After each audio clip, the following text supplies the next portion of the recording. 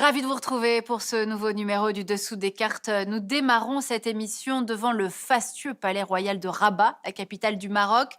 L'actuel souverain Mohamed VI y a été intronisé en 1999 et comme ses aïeux, Hassan II ou Mohamed V, il peut aussi séjourner dans les autres palais royaux des villes impériales, Marrakech, Fès ou encore Meknès. En 2021, le roi du Maroc concentre toujours l'essentiel du pouvoir, même s'il a concédé des ouvertures sociétales et une réforme de la Constitution en 2011. Le Maroc, un pays stable dans une région qui ne l'est guère, mais qui n'a résolu, on va le voir, ni ses inégalités criantes, ni la question sahraoui, ni celle de la démocratie et des libertés, sans oublier la montée de l'islamisme radical. Alors tout de suite, voici le dessous des cartes de ce Maroc des rois. Quel avenir au XXIe siècle? Situé à 14 kilomètres du continent européen, le Maroc se situe au carrefour de l'Union européenne, de l'Afrique et du monde arabe. Dans ses dimensions reconnues par le droit international, le Maroc a une superficie de 446 000 km², mais le royaume revendique de facto un territoire d'une superficie totale de 713 000 km² si l'on compte le Sahara occidental, et nous y reviendrons longuement plus tard. Le Maroc a pour voisins l'Algérie et la Mauritanie. Le pays s'ouvre sur l'océan Atlantique et la Méditerranée où se trouvent les deux enclaves ou plutôt exclaves espagnoles de Ceuta et Melilla. Le territoire marocain est couvert aux 2 tiers par des chaînes de montagnes, le Rif et l'Atlas. Au nord, on trouve de grandes plaines de type méditerranéen. Au sud, commence le désert du Sahara. La population est de 36 millions d'habitants et la capitale est Rabat. L'islam, la religion d'État. De tous les États musulmans actuels, le Maroc est l'un de ceux qui a préservé son indépendance le plus longtemps, plus d'un millénaire. Ses origines remontent à l'an 789, lorsqu'un prince arabe, Idriss Ier, descendant de Mahomet, fonde à Fès la dynastie idrisside avec le soutien des tribus berbères locales. Dès le XIe siècle, des Berbères justement, les Almoravides puis les Almohades, arrivent à unifier au nom du djihad un vaste territoire à cheval entre l'Afrique et la péninsule ibérique. Mais en 1212, la bataille de Las Navas de Tolosa marque une étape décisive dans la reconquête chrétienne de la péninsule ibérique.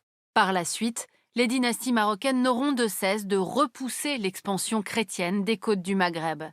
Résultat, au XVIIe siècle, la dynastie alaouite règne sans partage sur un empire indépendant, l'empire chérifien, qui signifie descendant du prophète. À sa tête, le célèbre sultan Moulay Ismaïl instaure un système politique qui repose sur les grandes familles arabo-andalouses et sur l'aristocratie religieuse. Mais au XXe siècle, fin de l'indépendance. En 1912, en effet, le Maroc devient un protectorat français et espagnol, sous une forme singulière, et l'on va voir pourquoi. Résident général de France auprès du sultan de l'époque Moulay Youssef, le maréchal Lyautey gouverne avec le souci de construire un Maroc moderne en respectant les institutions du sultanat chérifien.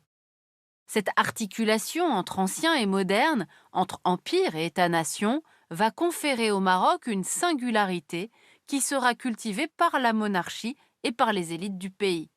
Mais en 1930, Paris tente de soustraire les tribus berbères à l'autorité du sultan.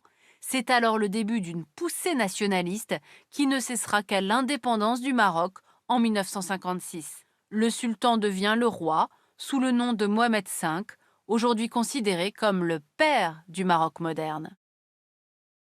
L'indépendance du Maroc, qui fut elle aussi singulière dans ses modalités, une indépendance négociée avec la France, ce qui évita sans doute la violence que connut l'Algérie voisine. Autre particularité, le Maroc indépendant ne partage ni l'option socialiste de ses voisins, ni leur anti-impérialisme, ni leur panarabisme ou encore leur système de parti unique. Ce Maroc indépendant et singulier, il va très vite, vous allez voir, se trouver à l'étroit dans ses frontières. En effet, le Maroc remet en cause les frontières imposées par le colonisateur français. En 1958, le Parti de l'indépendance, l'Istiklal, publie cette carte du Grand Maroc qui revendique des territoires qui en auraient fait partie historiquement, une carte reprise ensuite par Mohamed V. Deux guerres devaient naître de ces prétentions marocaines. D'abord en 1963, un conflit sur le tracé des frontières oppose le Maroc à l'Algérie, indépendante depuis peu. Cette guerre des sables s'achèvera finalement sur un statu quo.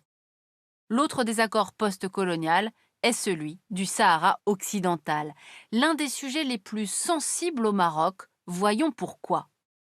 La conquête de cette colonie espagnole est pour le successeur de Mohamed V, Hassan II, un enjeu politique. Dès lors, en 1975, au départ des Espagnols de leur colonie, Hassan II lance la fameuse Marche verte. Ces hommes pénètrent au Sahara espagnol et le territoire est alors partagé entre le Maroc et la Mauritanie. La guerre éclate. Le Maroc et la Mauritanie font face au mouvement indépendantiste sahraoui du Front Polisario, mouvement soutenu par l'Algérie.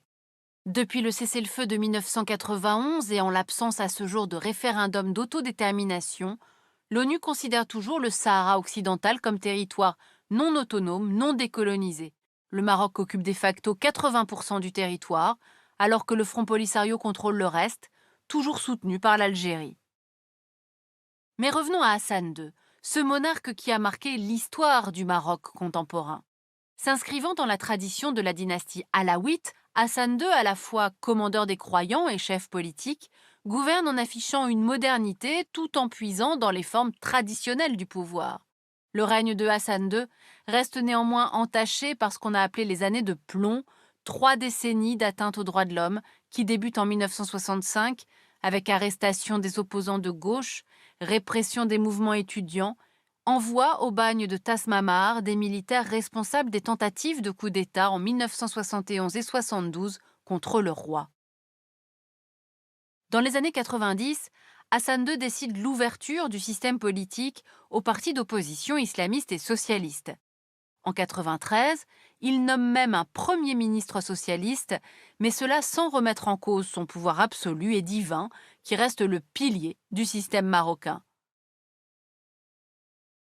En 1999, après le décès de son père Hassan II, Mohamed VI, le nouveau roi, veut prolonger cette ouverture politique et rompre avec l'image d'une monarchie autoritaire et absolue. Sur les droits de l'homme, Mohamed VI souhaite réconcilier le peuple marocain avec son passé en faisant l'inventaire des années de plomb. Mais en réalité, la question de la violence d'État va rester largement occultée. Ainsi, lorsque les printemps arabes éclatent en 2011, le Maroc n'est pas épargné et des mouvements politiques remettent en cause les élites jugées corrompues. Mohamed VI réussit à étouffer la contestation en modifiant la constitution qui laisse penser à un rééquilibrage des pouvoirs, mais il n'en est rien. Le roi reste le seul véritable maître du pays. Au XXIe siècle, le Maroc de Mohamed VI se heurte également à la montée d'un islamisme radical et du terrorisme. Le Maroc a été le théâtre d'attentats comme en 2003 à Casablanca, dans plusieurs lieux symboliques de la capitale économique du pays. Pour contrer cet islam radical, Mohamed VI promeut un islam modéré et ouvre un institut pour former des imams d'Afrique et de France.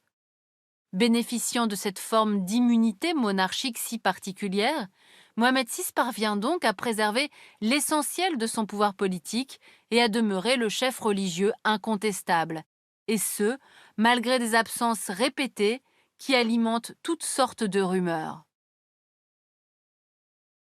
Le Maroc de Mohamed VI reste par ailleurs un pays socialement très contrasté. Regardez cette carte du taux de pauvreté, vous voyez qu'il existe au Maroc de fortes disparités sociales et régionales, tandis que le chômage et l'analphabétisme restent très importants. Alors quelles sont les ressources du Maroc si l'on compte aussi celles du Sahara occidental? La pêche et l'agriculture restent les secteurs clés du pays, l'industrie marocaine reste faible. À noter quand même sa position de leader mondial dans le domaine du phosphate, confortée par l'exploitation des mines sahraouis. Et puis bien sûr, il y a le tourisme, grande force économique du pays, du moins avant la crise de la Covid-19.